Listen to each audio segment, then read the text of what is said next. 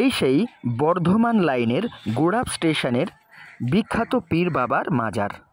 এখানে যে কোনো ব্যক্তি যার হাড় ভেঙে গেছে, হাত পা কোমর যে কোনো রকম হাড় ভাঙা খুব সহজেই নিরাময় হয় শুধুমাত্র লতা পাতা দিয়ে এবং ঈশ্বরের আশীর্বাদ দিয়ে। মানুষের এই সমস্যা মিটছে। লাখ লাখ টাকা খরচ নয়, সামান্য 30 টাকার পরিবর্তে রোজ ট্রিটমেন্ট করেন এখানে কার্তিক এবং গণেশ দা। হ্যাঁ, ভাবলে অবাক লাগে যে একটা মুসলিম দরগায় কিভাবে হিন্দুদের কার্তিক এবং গণেশ সুযোগটা পেল।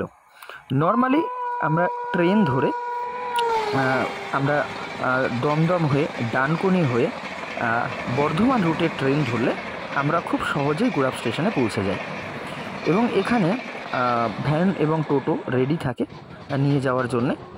ট্রেনগুলো সাধারণত খুব একটা ভিড় হয় না, ফাঁকাই থাকে। এই যে ট্রেনের ভিড়টা এটা দেখা যাচ্ছে এটা বনগাঁ রুটের, কিন্তু ওই রুটের ট্রেন সাধারণত খুব সহজেই সিট পাওয়া যায়, নিলিবিলিতে যাওয়া যায়। এবং এখানে ট্রিটমেন্টের পর মানুষ যখন সুস্থ হয়ে যায় তখন এই মন্দিরে পুজো দেন। খেয়াল রাখার বিষয় যে পূজারী তিনিও একজন হিন্দু।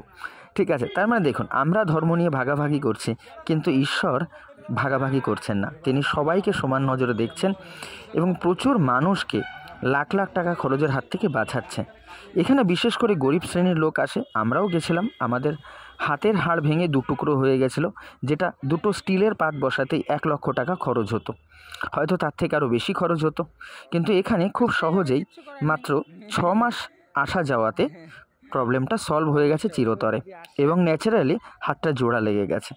তাহলে আমরা এখন প্রত্যেককে এই জায়গার ঠিকানা জানিয়ে দেব, যাতে প্রত্যেক মানুষ এখানে গিয়ে তাদের যে হাড় ভাঙার সমস্যা লক্ষ লক্ষ টাকা খরচ না করে এখান থেকে সলভ করতে পারে।